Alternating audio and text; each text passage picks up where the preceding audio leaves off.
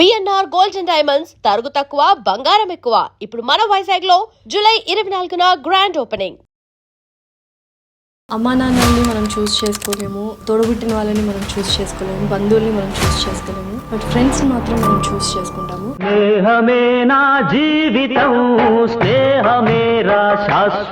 So friendship value ఎలా ఇవ్వాలి? లేదురా సుఖం, రాదురా గతం, ఏమిటో జీవితం. ఈ మధ్య ఫ్రెండ్స్ కూడా మోసం చేస్తున్నారు, బాధ పెడుతున్నారు. సో ఏం చెప్తాను?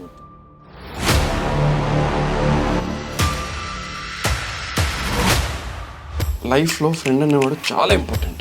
ఎంత ఇంపార్టెంట్ అంటే వచ్చి చెప్పుకునేది వాడికే, ఏది జరిగినా వచ్చి చెప్పుకునేది వాడికే. బాధ అయినా కష్టమైనా నీతోనే చెప్పుకుంటారు, సంతోషం 10 మందితో షేర్ చేసుకుంటారు. దాన్ని కూడా రాంగ్గా అనుకుంటా అన్నీ చెప్పుకునేది వీడికే.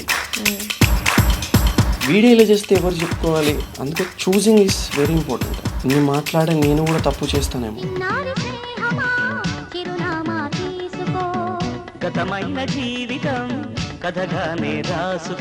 Hello everyone, welcome to I dream. This is anchor Lasya Reddy. ఇవాళ పాడ్కాస్ట్ వెరీ వెరీ ఇంపార్టెంట్. ప్రతి ఒక్క మనిషి చూడాల్సిన పాడ్కాస్ట్. ఎందుకంటే ఒక మాట ద్వారా మనిషి ఎంత మారుతాడో తెలుసు. మోటివేట్ అవుతాడు, ఇన్స్పిరేషన్ తెచ్చుకుంటాడు, చనిపోవాలనుకున్న వ్యక్తి కూడా ఆగిపోతాడు. సో ఇలా ఈ పాడ్కాస్ట్లో బోల్డ్ అనే అంశాలు, స్నేహం గురించి, రిలేషన్షిప్స్ గురించి, మనం నోరు జారితే ఎలా ఉంటుందనే దాని గురించి, మన మనసులో కానీ మన మనిషిలో కానీ ఇద్దరు ఉంటారు, నోరు జారకుండా ఎదుటివాడిని అర్థం చేసుకోవడం ఎలాగా, వస్తువుల్ని ప్రేమించడం ఎలాగా, మనిషికి విలువ ఇవ్వడం ఎలాగా, ఇలా బోల్డ్ అన్ని విషయాలు ఈ పాడ్కాస్ట్లో చెప్పడం జరిగింది. ఈ పాడ్కాస్ట్ చూసి ఒక్కరైనా మారితే this is a very special podcast. And ఇలాంటి మాటలు చెప్పి చాలామంది మనసుల్ని తేలిక చేస్తున్న మన రైటర్ రాఘవ్ ప్రతాప్ గారు మనతో పాటున్నారు. ఆయన అడిగి క్వశ్చన్స్ సంధించేద్దాం.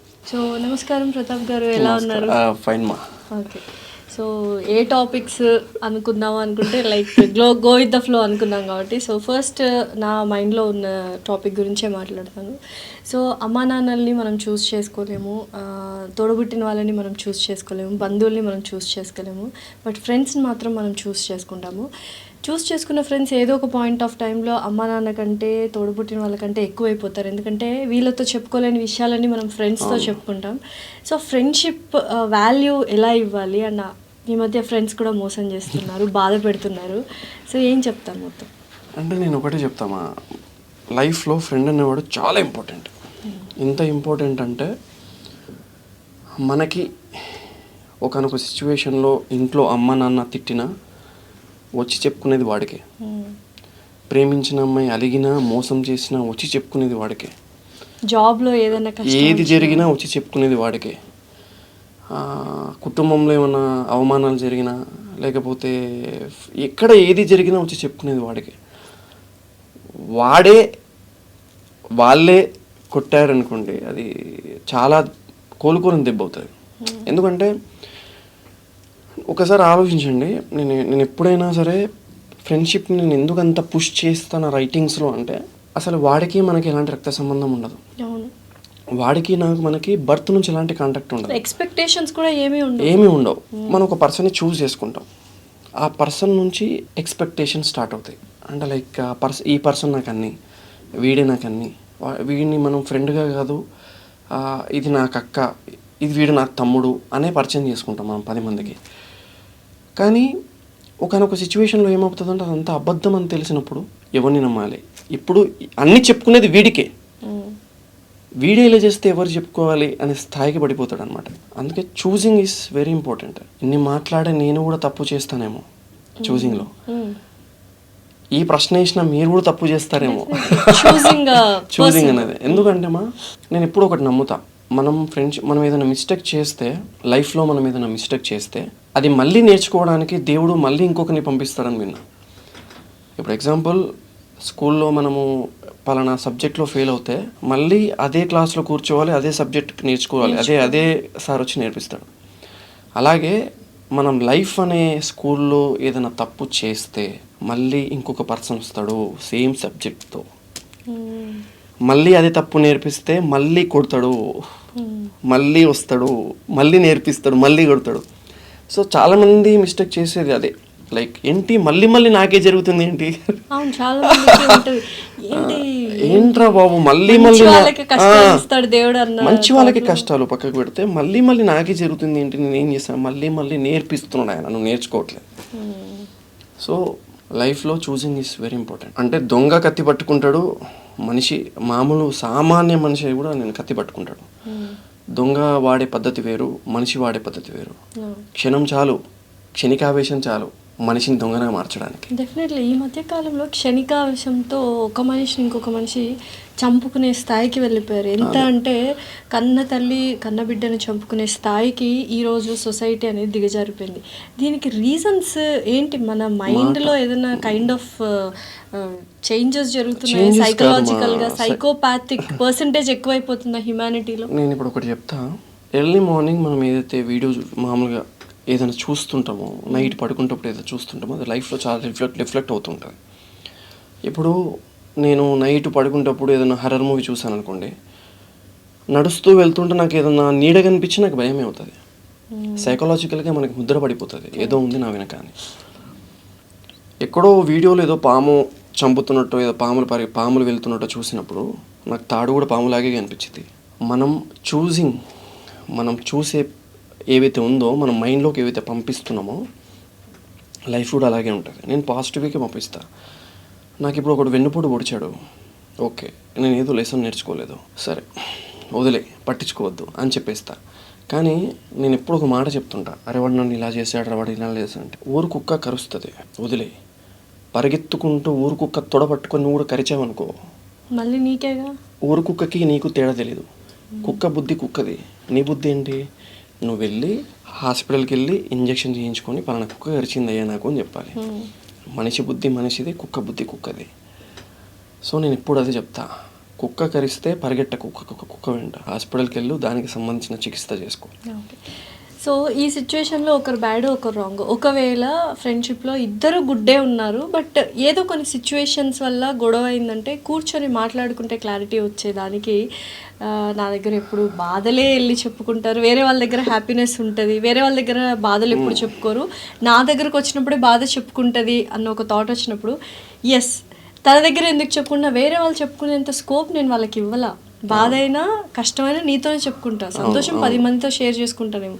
దాన్ని కూడా రాంగ్గా అనుకుంటే వాళ్ళకి ఎలా అర్థం చేయించాలి? నేను ఒకటి చెప్తా, అమ్మ దగ్గర ఏడవగలం, ఎస్పెషల్లీ ఆడపిల్లలు అమ్మ దగ్గర నాన్న దగ్గర మాత్రమే ఏడవగలరు. కొంతమంది నాన్న దగ్గర ఏడవలేరు, అమ్మ దగ్గర మాత్రమే ఏడవగలరు. అది దాటితే ఒక అమ్మాయి ఎస్పెషల్లీ ఒక అమ్మాయి తన స్నేహితుడో వాళ్ళతో మాత్రమే ఏడవగలరు, వాళ్ళతో మాత్రమే చెప్పుకోగలరు. బట్ అది వాళ్ళు తీసుకునే విధానం కావచ్చు, మనం తీసుకునే ఇప్పుడు నేనేం చేస్తా, మీతో నవ్వుకుంటూ ఉంటా 24 గంటలు. రూమ్కి వెళ్ళాక నా ఫ్రెండ్ గారితో ఏంట్రా అలా ఉన్నావు అంటే, లేదురా నా వల్ల అవ్వట్లే, నేను ఇది బేర్ చేయలేకపోతున్నా వెయిట్ అని చెప్పాను అనుకోండి, వాడండి వీడేంది వాళ్ళతో అందరితో నవ్వుకుంటున్నాడు నా దగ్గరకు వచ్చి ఏడుస్తున్నాడు అనే మాట అన్నాడు అనుకో, నువ్వు చచ్చిపోయినట్టే లెక్క. అంటే నువ్వు అప్పుడు ఏం ఆలోచించాలి? నిజమైన స్నేహితురాలు అయితే నువ్వు ఏం ఆలోచించాలి? ఇంతసేపు వీడు నటించాడా, నా దగ్గర వచ్చి ఏడుస్తున్నాడు, ఇంత దాచుకున్నాడు ఏంటి, అలా ఆలోచించాలి. అది నిజమైన స్నేహం, అది వాడు నిజమైన స్నేహితుడు. అంటే నేనేంటంటే అమ్మా, మనం వాడి ముందు ఏ సీక్రెట్స్ ఉంచాం, వాడి ముందు అసలు ఏది దాచం, వాడు కూడా అలాగే ఉంటాడని అనుకుంటాం మనం, కానీ కాదు, తప్పు. అంటే నేను ఎప్పుడు నాన్న చెప్తుంటా, నాన్న చాలా దాస్తాడు అని.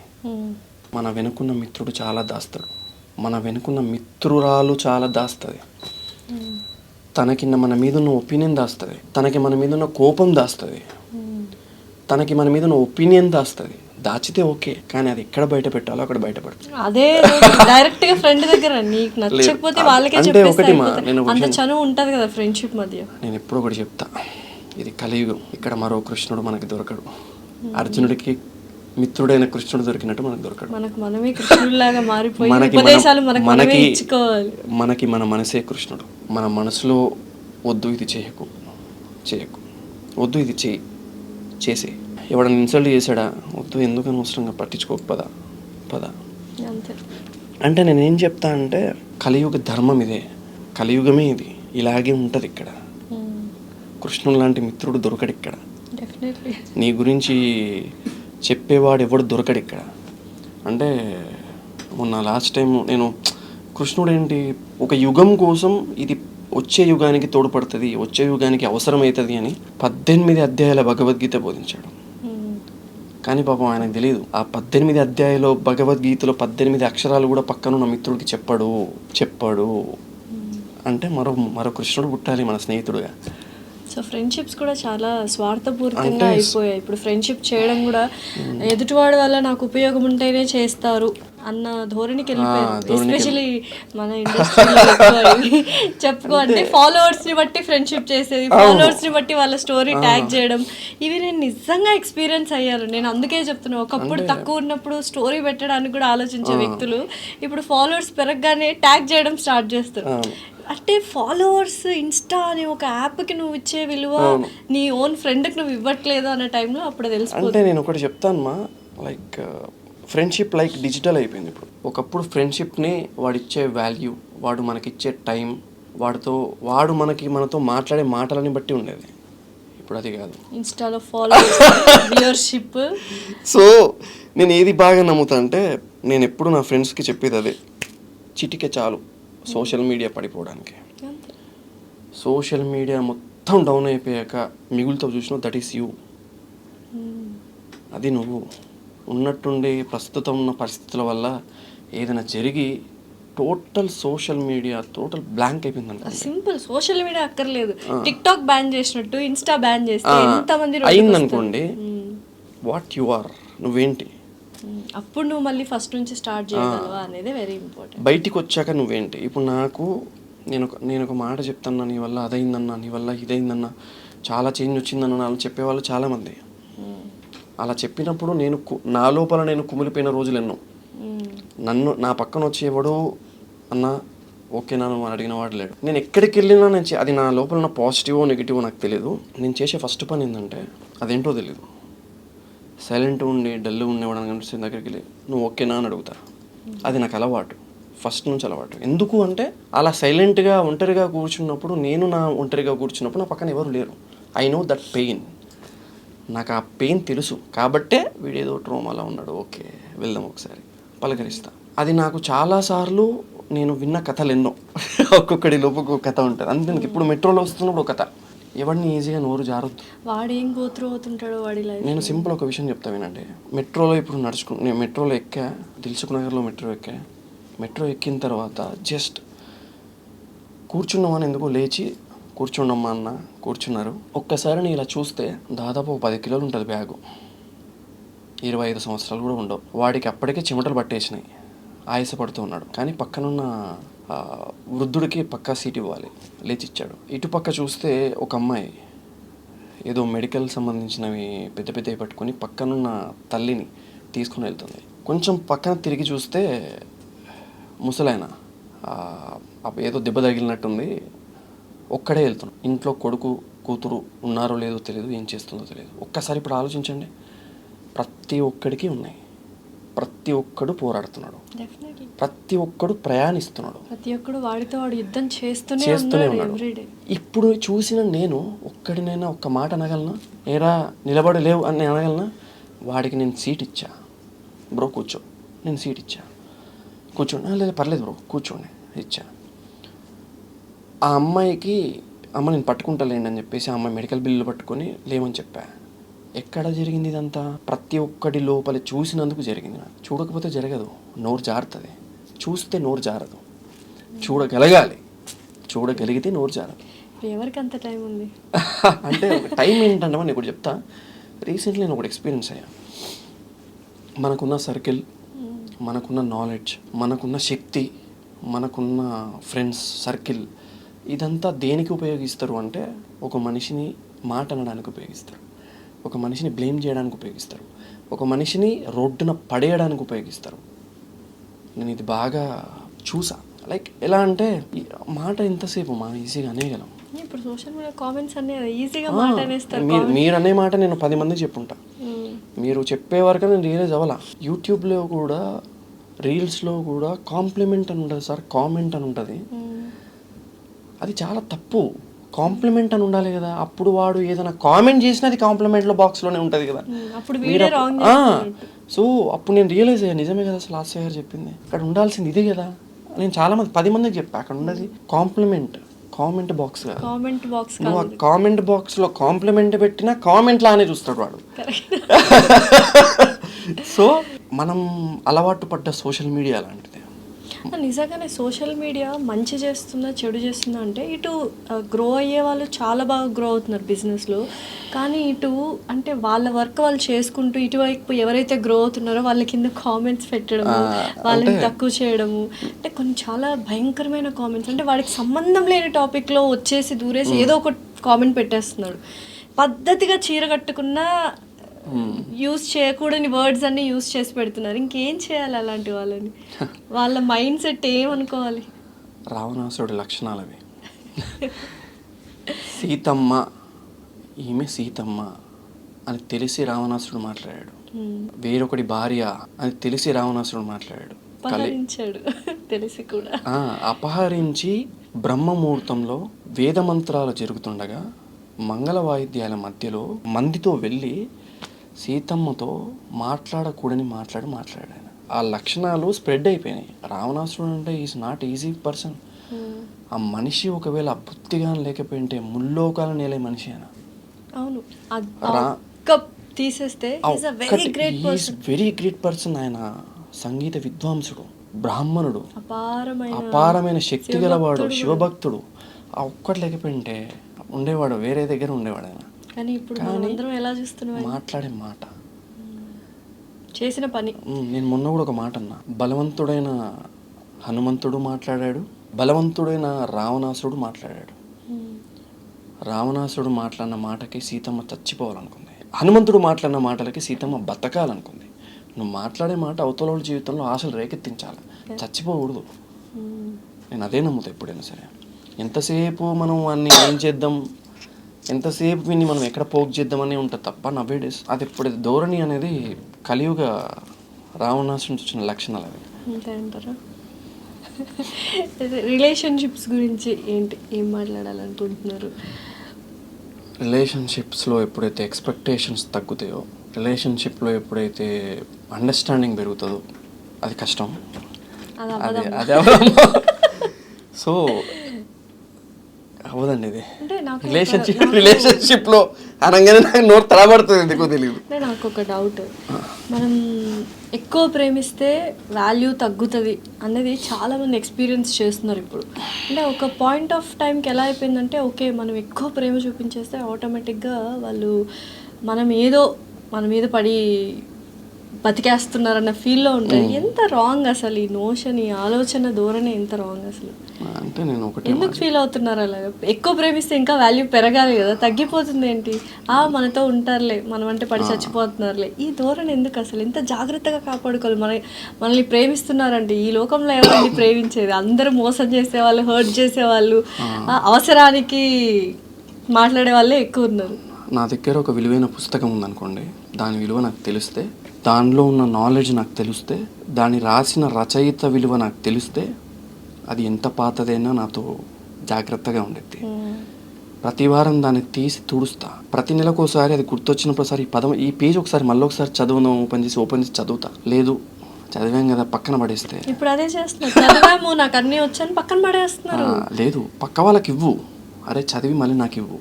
నిజమైన పుస్తక ప్రేమికుడు అయితే, స్నేహం విలువ తెలిసిన వాడైతే విసిరేయడు, మరొకరికి పరిచయం చేస్తాడు పుస్తకాన్ని, అదే మిత్రుణ్ణి. అంతే, పరిచయం చేసిన తర్వాత మళ్ళీ దాన్ని కోరుకుంటాడు, నాకు నా పుస్తకాన్ని అని చెప్పేసి. ఎందుకు నీకు ఆ పుస్తకం అంటే పిచ్చి అంటే దాని విలువ వేర్లే. ఇప్పుడు చదివి పడేయడం ఎక్కువ. అంతే, అంటే డిజిటల్ దాంట్లో పేజీ తిప్పడం మానేసి స్క్రోల్ చేయడం స్టార్ట్ చేసాం కదా, వేలు ఏదైనా సరే వేలు చూపడం దాంతో మొదలైందంతా. సో ఎప్పుడైతే మనం ఒక పర్సన్ని చూస్ చేసుకుంటామో, ఆ పర్సన్తోనే ఉండాలి, ఆ పర్సన్తోనే మనం ప్రతిదీ షేర్ చేసుకోవాలి అనుకుంటాం. నేను ఒక్కటి నమ్ముతామా, డైరీ ప్రతి ఒక్కరి లైఫ్లో కొంతమందికి డైరీ రాస్తాం, ఎవరికి చెప్పలేనిది డైరీలోనే రాస్తాం, ఎవరితో మాట్లాడలేనిది డైరీలోనే రాస్తాం. ఆ డైరీలో రాసేది కూడా నువ్వు మిత్రుడికి చెప్పావంటే, నువ్వు నీ ఫ్రెండ్కి చెప్పావంటే, ఆ పర్సన్ ఎలాంటి పర్సన్ మనం ఏ స్థాయిలో పెట్టాలి మనిషిని అంటే, రోజు రాసే డైరీ వాడు. అంతే, అంతే కదా, ఏదైనా డైరీ రాసే అలవాటు కూడా లేదు, మిత్రుడికే చెప్పడం అలవాటు. నువ్వు రోజు రాసే డైరీ వాడు అంటే నీ డైరీలో ఒకవేళ నువ్వు డైరీ రాసినా మొత్తం వాడే ఉంటాడు. అంతే. అలాంటి మిత్రుడే నిన్ను దెబ్బ కొట్టాడు అంటే అది మనం ఏం చేయలేం. బట్ నేను ఒకటి నమ్ముతాను, మా కర్మ అనేది ఒకటి ఉంటుంది. బహుశా ఎవరు తప్పు చేసినా వాళ్ళకి పడుద్ది. నిజంగా తప్పు చేసిన వాడే అయితే ఆయన చూసుకుంటాడు అంతే. కాకపోతే నేను ఒకటే మా నమ్మేది ఎప్పుడైనా సరే అంటే మనం డైరీలో రాసుకునే విషయాలు కూడా వాడి చెప్తున్నామంటే వాడి విలువ మనం అది చేయొద్దు. మనం చేసే తప్పే అది. ఎక్కువ ఓవర్ షేర్ చేసేస్తున్నామా మనం ఒకరి నుంచి ఒకరికి? అంతే. ఇది కూడా ఇప్పుడు నా ఫోన్ పాస్వర్డ్ కూడా తెలుసు కొంతమందికి, నా ఫోన్ పాస్వర్డ్ తెలుసు, నా ఫోన్పే పాస్వర్డ్ తెలుసు. నా మాట్లాడుతుంటే వాడు వెళ్ళాడా లేదా, వానికి ఫోన్పే చేశానా లేదా అని మాట్లాడుకున్న రోజులు కూడా ఉన్నాయి. అక్కడే కూర్చొని వాడు వెళ్ళాడా లేదా, ఫోన్పే అయ్యిందో లేదో. ఆ క్షణంలో వాడు మన గురించి ఆలోచించాడు, చెడుగానే ఆలోచిస్తుంటాడు. మనం పిచ్చోళ్ళ మనం ఏదో ఊహించుకుంటూ ఉంటాం. సో నేను ఎప్పుడు ఏం చెప్తానంటే అబద్ధానికి నోరు ఎక్కువ, నిజానికి నిశ్శబ్దం ఎక్కువ. అంటే ఓవర్ గా ఊహించేసుకొని బ్లేమ్ కూడా చేసేస్తుంటారు ఒక మనిషిని. అదే మా నేను కరెక్ట్ అంటారు అసలు? ఓవర్గా ఊహించుకోవడం ఎందుకు అంటే నేను సింపుల్ ఒక విషయం చెప్తా చూడండి. నన్ను చాలామంది ఎందుకురా ఎప్పుడు చూసినా ఒక్కడివి ఉంటావు, అలోన్గా ఉంటావు, మొన్న ఏదో ఒంటరిగా ఉన్నంత సుఖం ఏది ఉండదండి. రీల్లో స్క్రోల్ చేస్తుంటే చూసా ఒక రీలు, ముంచేవాడు మందిలో ఉంటాడు, మంచివాడు ఒంటరిగా ఉంటాడు. నేను విని షాక్ చేద్దా, అమ్మో ఎవడన్నా నన్ను ఎందుకురా ఒంటరిగా ఉంటావు అన్నప్పుడు నేను చూపిస్తా ఇది. సో రియల్లీ సర్ప్రైజ్డ్ అనమాట. ముంచేవాడే మందిలో ఉంటాడు, ఎందుకంటే వాడికి ఎప్పుడు బలగం కావాలి. వీడికి ముంచాల్సిన అవసరం లేదు, వాడు చాలు అంతే. సో నిజంగా అమ్మాయిల గురించి మాట్లాడుకున్నట్లయితే ఫినాన్షియల్గా ఇండిపెండెంట్గా అండ్ ఎమోషనల్గా ఇండిపెండెంట్గా ఉండడం అమ్మాయికి ఎంత అవసరం? చాలా నేను ఒకటి చెప్తాను, నేను వినండి. ఇది రాంగ్గా చాలామంది ఈ విషయాన్ని రాంగ్గా పోర్ట్రే చేస్తారు. హస్బెండ్ మీద డిపెండ్ అవ్వద్దు, హస్బెండ్కి తోడ్పడాలి. నాన్న అడగడం ఏంది ఇండిపెండెంట్ ఉమెన్ కాదు, నాన్నకి తోడుగా ఉండాలి. యువర్ ఇండిపెండెంట్ ఉమెన్ ఓకే, నాన్నకి తోడుగా ఉండాలి. ఎవడు నా బిల్లులు కట్టాల్సిన అవసరం లేదు కాదు, ఒకరికి బర్డెన్ అవ్వకుండా ఉండాలి. ప్రొజెక్ట్ చేసే విధానంలో ఉంటుంది ఏదైనా సరే. నేను ఎవడి బిల్లు కట్టాల్సిన అవసరం లేదురా, మన బర్డెన్ ఎందుకు ఒకరికి, ఇది ఇలా చెప్పగలగాలి.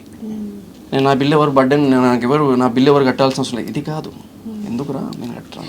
ఎందుకంటే ఒక టాపిక్ బాగా వైరల్ అయింది, సొంత ఇల్లు ఉండదు ఆడపిల్లలకి అనేది. బాగా అది చాలా సెన్సిటివ్ మ్యాటర్. అమ్మాయి ఒక సందర్భంలో చెప్పిన మాట నిజానికి వాస్తవంగా చెప్పాలంటే సొంత ఇల్లు ఉండదు అమ్మాయిలకి. దాన్ని చాలా ట్రోల్ చేశారు. అన్నిటికంటే బాధాకరమైన విషయం ఏంటంటే అమ్మాయిలు కూడా ట్రోల్ చేశారు. ఆ అమ్మాయి మాట్లాడింది ఒక అమ్మాయి కోసం అని మర్చిపోయి ట్రోల్ చేశారు. నేను కూడా చెప్తాను, మాట్లాడడం చాలా ఈజీ, కన్వే చేయగలగాలి. ఇప్పుడు ఒక్కసారి ఆలోచించండి, గుండె చేసుకొని చెప్పండి. సింధూర్ ఆపరేషన్ చేసింది ఎవరు? ఒక అమ్మాయి. ఆ అమ్మాయి వచ్చి ఒక మాట చెప్తుంది, ఈ మాట చెప్పదు. యాజ్ అ రైటర్గా నేనేం చెప్తాను అనేది నేను ఒకరిని విమర్శించే దాంట్లో కాదు. ఏ అమ్మాయి కూడా ఇండిపెండెంట్గా బతికితే అలా చెప్పదు, నా ఉద్దేశం. మీరు ఎప్పుడు చెప్పలేదే, మీరు ఎప్పుడు ఫీల్ అవ్వలేదే, మీరు కష్టపడే ఉన్నారు. కాకపోతే ఇంకొకరి కష్టం గురించి ఆలోచించింది కాబట్టి అమ్మాయి చెప్పింది. కాకపోతే నా ఉద్దేశం ఏంటి అంటే కన్వే కరెక్ట్గా అవ్వలేదేమో పాపం. ఆ ముక్క ఎడిట్ చేసి ముందు కట్ చేసి ఎడిట్ చేసి పెట్టారు, ఎక్కడికో తీసుకెళ్లారు.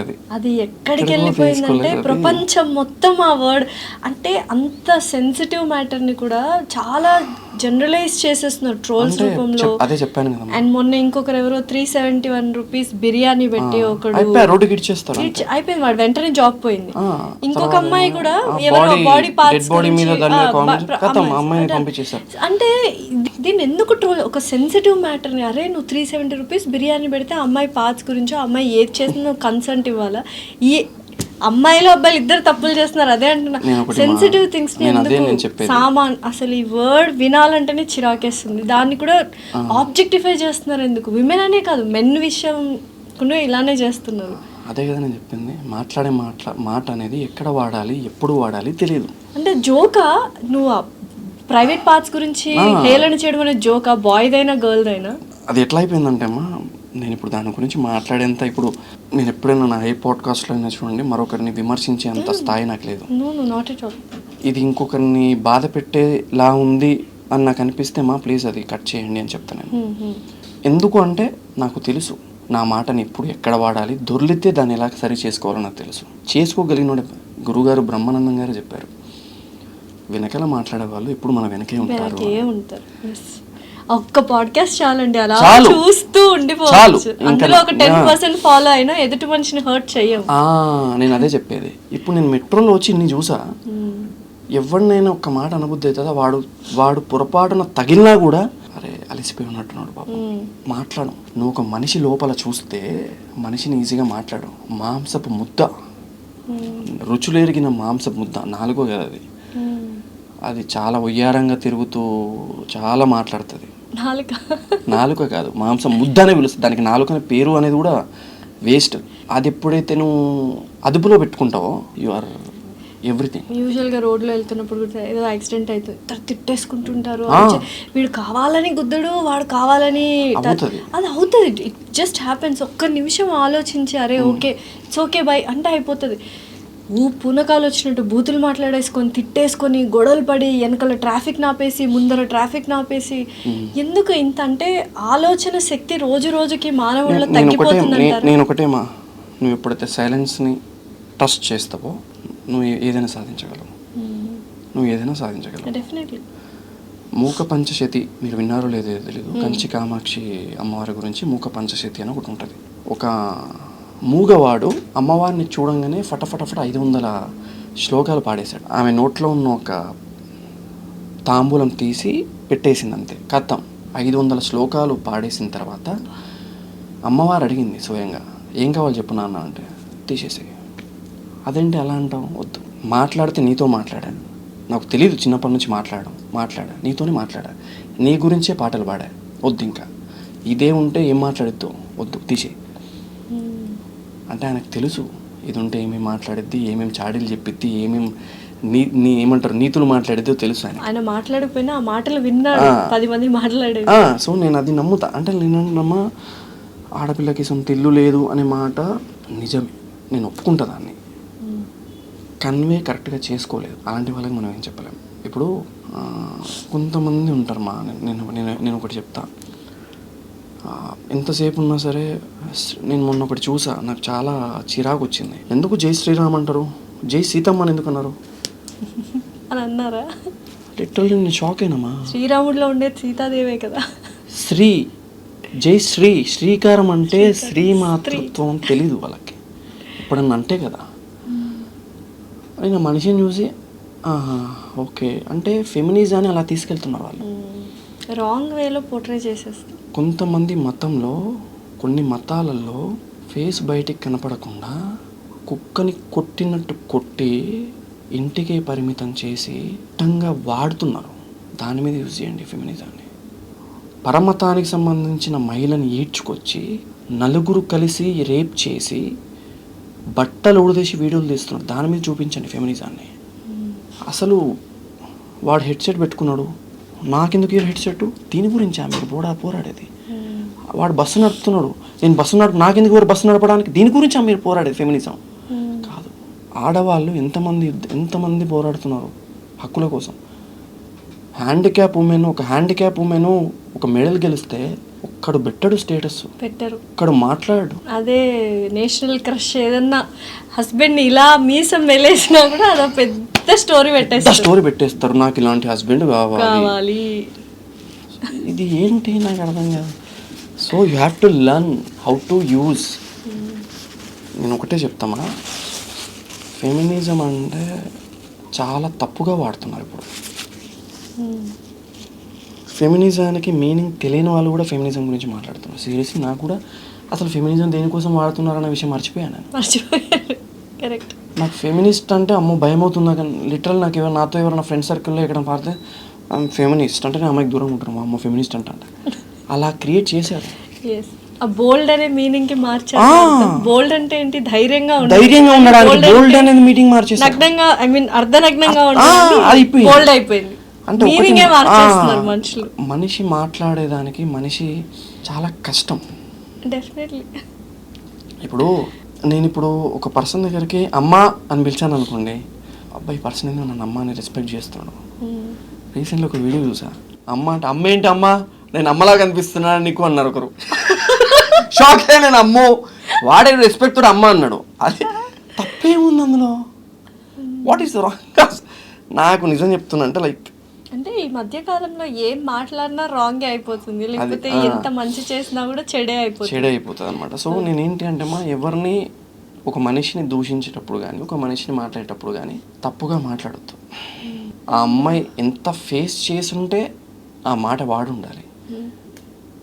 ఒక అమ్మాయి ఇండిపెండెంట్గా బతకాలి అంటే, ఒక అబ్బాయి ఊరు వదిలివేసి హైదరాబాద్లో బతకాలి అంటే, ఒక అమ్మాయి ఇంటి వదిలివేసి హైదరాబాద్లో బతకాలి అంటే ఎన్ని మాటల తూటాలు పడాలనో, ఎన్ని చిరాకు చూపుల్ని చూడాలనో, ఎన్నిసార్లు అవమానపడాలనో. చిరాకు చూపులే కాదు, చండాలమైన చూపులు ఇవన్నీ పడాల్సి వస్తుంది. మనం పడ్డ తర్వాత ఇంటికి వెళ్తాం.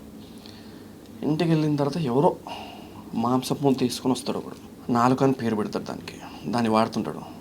ఏం చేస్తుంది మీ అబ్బాయి, మీ అమ్మాయి ఏం చేస్తున్నాడు, హైదరాబాద్లో చూసా మీ వాడు మంచి ఎంజాయ్ చేస్తున్నాడు. ఓకే, వాడి కష్టాలు, ఆ పిల్ల కష్టాలు దేవుడికే తెలుసు. హైదరాబాద్లో బతుకుని నేను ఒకటి చెప్తున్నానమ్మా, మనిషిని ఇప్పుడు నేను చెప్పాను కదా ట్రైన్లో, నేను మెట్రోలో ఇలా చూసా అని.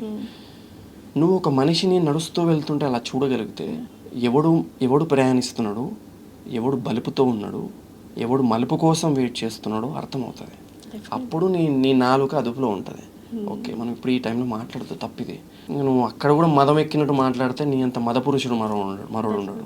నాకు ఎప్పుడో ఈ డౌట్, మంచి వాళ్ళకే దేవుడు ఎందుకు కష్టాలు ఇస్తాడు, మంచి వాళ్ళే ఎందుకు బాధపడుతూ ఉంటారు అంటే, పెద్ద పెద్ద స్కాములు చేసి దాటేసి రాజుల్లా బతుకుతున్నారు. ఈ మధ్యతరగతి కుటుంబానికి చెందిన వాళ్ళు ఈస్తూనే ఉంటారు, కష్టాలు పడుతూనే ఉంటారు. ఎందుకు దేవుడు ఇలా స్ట్రెంగ్త్ కోసం అంటారు? ఇంకేడ స్ట్రెంగ్త్ అయిపోయింది, మొత్తం రెక్కలన్నీ ఇరిగిపోతున్నాయి అందరికి. They are choosing people. దేవుడు సెలెక్ట్ చేసుకున్న పీపుల్ అన్నమాట. పరమేశ్వరుడు నేను సింపుల్ ఒకటి చెప్తా చూడండి. నదిలో ఉన్న రాయిని ఎవడో ఒకడు వచ్చి లేపుతాడు. ఈ రాయి చాలా బాగుందని చెప్పేసి దాన్ని లేపుకొని వెళ్తాడు. అదే దారిలో ఉన్న మెట్ల మీద ఉన్న రాయి చూస్తూ ఉంటుంది, ఈ రాయిని ఎక్కడో తీసుకెళ్తున్నారని చెప్పేసి. అక్కడ తీసుకెళ్ళి ఒక దగ్గర పాతి పెట్టి దాన్ని కొడుతూ ఉంటారు. దాన్ని కొడుతూ ఉంటారు, అరుస్తుంటుంది. ఎవడికి వినపడదు, ఎవడికి కనపడదు. దాని ఒక షేప్ వచ్చిన తర్వాత, లింగ రూపం వచ్చిన తర్వాత కాదు, దీన్ని రాకుతూ ఉంటారు. ఒక సున్నితత్వం వచ్చిన తర్వాత అప్పుడు పూజలు అందుకుంటుంది. శివలింగం రూపంలో ఉన్న ఆ రాయి. అంటే ఆ సున్నితత్వం వచ్చేలో చచ్చిపోతాను భయంగా ఉంది గురువు గారు. ట్రస్ట్ ద ప్రాసెస్ అని అందుకే అంటారు. సో నేను ఒకటే ఇప్పుడు అనిపిస్తుంది నాకు. సో నేను ఒకటే నమ్ముతాను కొన్నిసార్లు నేను ఎప్పుడన్నా కురుక్షేత్ర లాంటి మూవీ చూసినప్పుడు, లేకపోతే చాగంటి గారి ప్రవచనాలు చూసినప్పుడు అనిపిస్తుంది ఒక్కొక్కసారి లైక్ ఓకే, ఆల్రెడీ అంతా రాసిపెట్టుంది. పలానా మనిషి నాకు దెబ్బ కొట్టాలని రాసిపెట్టుంది, పలానా మనిషి మాటలు నేను పడాలని రాసిపెట్టుంది. జస్ట్ ప్రయాణించడమే మన బాధ్యత. సో అయితే దేవుడు అన్నీ చేయగలిగినప్పుడు దేవుడు అందరినీ మంచి వాళ్ళగా పుట్టించవచ్చు కదా, అందరికీ మంచి బుద్ధే ఇవ్వచ్చు కదా. వీళ్ళకి చెడు బుద్ధి, వీళ్ళకి మంచి బుద్ధి, వీళ్ళని బాధ పెట్టడం, ఇవన్నీ ఎందుకు? అందరు మంచి వాళ్ళలాగా మార్చొచ్చుగా. హోమ్ పట్టని దేవుడు సృష్టించింది మానవ శరీరాన్ని, మనకంటూ ఒక మంచి ప్రకృతిని, మనసుని. బుద్ధిని సృష్టించలేదా దేవుడు? బుద్ధిని మనం ఈ బుద్ధిని దీనికి మాత్రమే వాడు, ఈ ఫోన్ని పలానా దానికి మాత్రమే వాడు, ఈ నోటిని పలానా మంచి మాత్రమే వాడు, మంచి మాట్లాడు, మంచి వాడు. కానీ మనం ఒకరిని దూషించడానికో, ఒకరిని బ్లేమ్ చేయడానికో, దానికో దీనికి వాడుతున్నాం. దేవుడు మనకు అన్నీ బాగానే చేశాడు, కాకపోతే మనం దాన్ని క్రియేట్ చేసుకున్నాం అంతే. మొట్టమొదటి యుద్ధం ఎక్కడ జరుగుతుంది ప్రపంచంలో? మొట్టమొదటి యుద్ధం ఎక్కడ జరిగిందో తెలుసా? మానవుడి మెదడులో. అక్కడే ప్రారంభమైంది, అక్కడ పుట్టాకే పాకింది, అక్కడ పుట్టాకే యుద్ధం మొదలైంది. సో నేను ఏం నమ్ముతానంటే, ఎప్పుడైతే నీ మెదడులో కొన్ని ప్రశాంతంగా అన్నీ జరుగుతుందో అప్పుడు అన్నీ బాగానే ఉంటాయి. సో మైండ్ వేరు, సోల్ వేరు అంటారా? వేరు అంటే లైక్ మైండ్ కొన్ని చేయమని చెప్తుంటుంది, ఎందుకంటే ఇన్ఫ్లుయెన్స్ అయి ఉంటుంది కాబట్టి. మనసు వద్దు అని చెప్తుంటుంది, మనసును ఎవరు తాకలేరు, ఆపేసుకుంటుంది. కొన్నిసార్లు మన లోపల చెప్తుంటుంది, వద్దు వద్దు వద్దు, ఇది వద్దు, ఇది చేయొద్దు. అది నువ్వు. కొన్నిసార్లు మీకు అనిపించిందో లేదో తెలియదు, బస్సు ఆటోలోనో బైక్ మీదనో వెళ్తుంటే లారీ పక్క నుంచి పోతుంటే దూరదమా ఎవరికి అనిపించిందో లేదో నాకు తెలియదు. లేదు, చాలా మంది నేను అబ్జర్వ్ చేశా. ఏమనిపించిందో అంటే దుంకుదామని మా అనిపించింది. అది మైండ్ అంటే పొల్యూటెడ్ మైండ్ అన్నట్టు.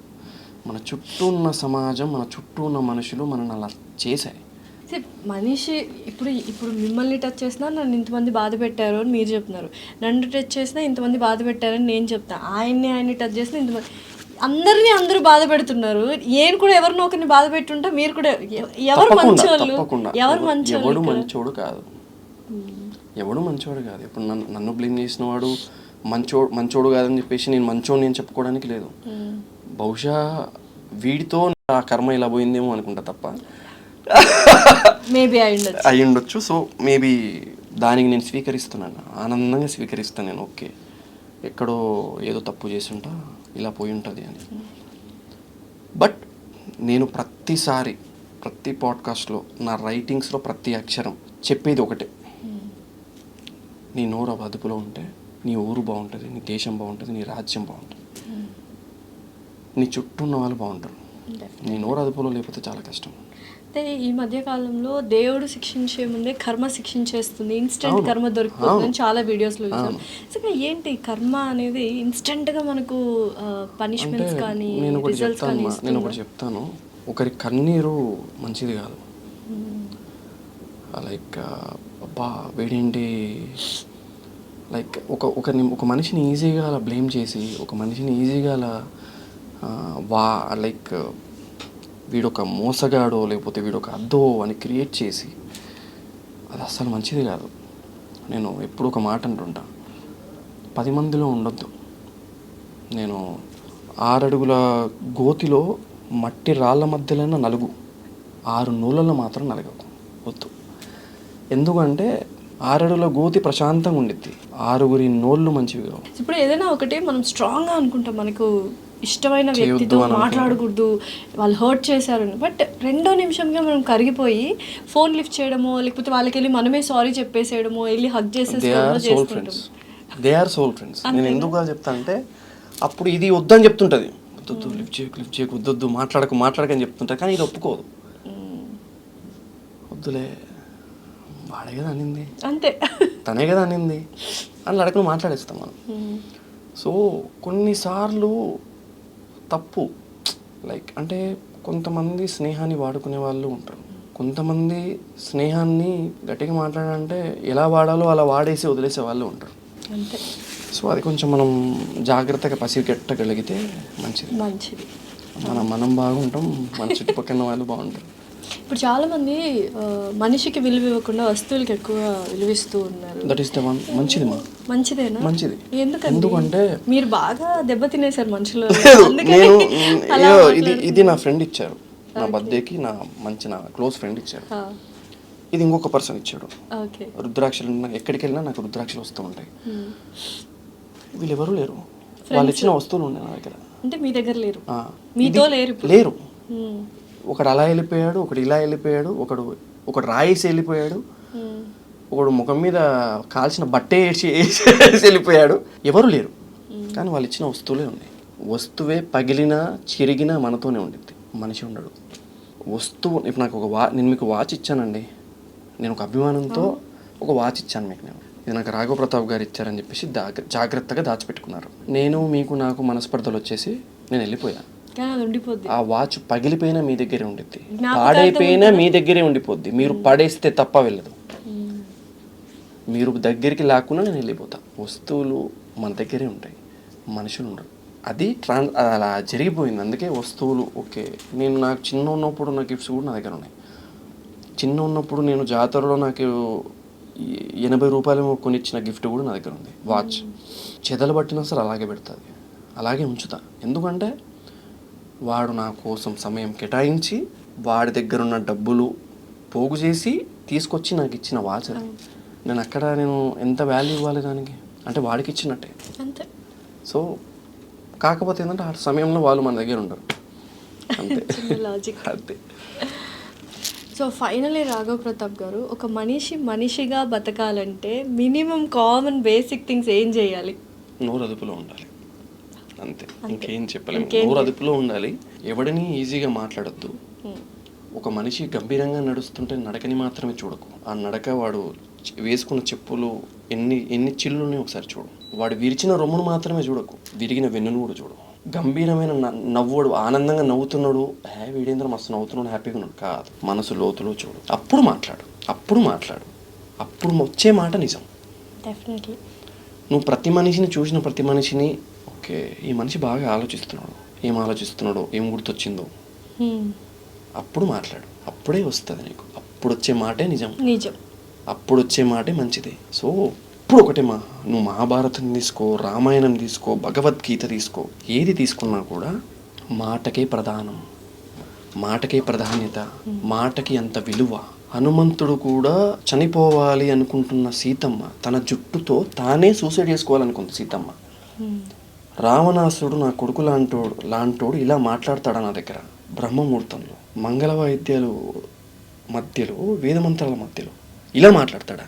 వద్దు నాకు ఈ జీవితం, నా రాముడు ఇంకా రాడు. తన జుట్టుని తానే ఊరేసుకోవాలనుకుంది. హనుమంతుడు దిగి అమ్మ సీతమ్మ ఏది పాలన అని చెప్తూ ఉంటే మారువేషంలో ఉన్న రావణాసురుడేమో అనుకుంది ఆంజనేయ స్వామిని.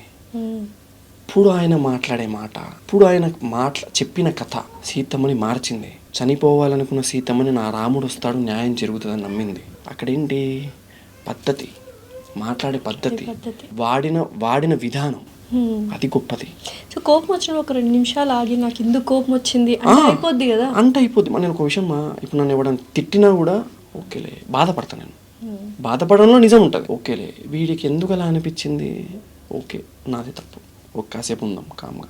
ఎక్కడన్నా గొడవ జరిగితే నా ఫ్రెండ్స్లో ఉంటారు, ఎందుకు నువ్వు అక్కడ ఉండవు ఇమీడియట్గా, వద్దు వెళ్ళిపోతాను ఇమీడియట్గా. ఎందుకంటే మీరు ఒకవేళ మీ విషయంలో మీరు ఎక్కువగా భయపడేది నన్ను ఒకసారి అడగండి, మీరు ఎక్కువగా భయపడేది ఏంటి? నా కోపానికి. నా కోపం బయటకు వచ్చింది అనుకోండి, రాఘవ్ ప్రతాప్ అనేటోడు ఉండడు, అంత ఘోరంగా ఉండిద్ది. కోపం మనిషిని రాక్షసుని చేసేస్తుంది కదా. ప్రతి ఒక్కడి లోపల 2 మనుషులు ఉంటారు ఇప్పుడు బొట్టు పెట్టుకొని నా పక్కన కూర్చున్న కెమెరామ్యాన్ కూడా 2 మనుషులు ఉంటారు.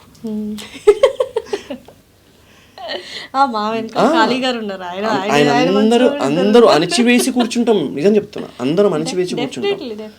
కానీ మన వరకు ఎవరన్నా వచ్చింది అనుకోండి, ఒక్కొక్కసారి బయటకు వస్తుంది అది. మీరు ఎవరినైనా చూడండి, దేవుడిని కూడా చూడండి, శివుణ్ణి కూడా రుద్రుని చేసేది ఖాళీయే. పిల్లల్ని సరి చేయాలన్నప్పుడు రుద్రుని చేస్తుంది అమ్మ, ఏదో తేడా జరుగుతుంది లేవు అంటారు కదా, అప్పుడు ఆయన ప్రళయకారుడు అవుతాడు. సో మనం ఆ నోరు బాగుంటే, మనం మాట్లాడే విధానం, మనం మాట్లాడే పరిస్థితి బాగుంటే అన్నీ బాగుంటాయి.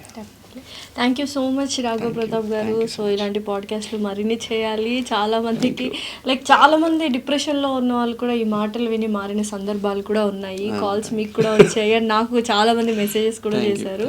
Thank you so much. Thanks a lot. Thank you.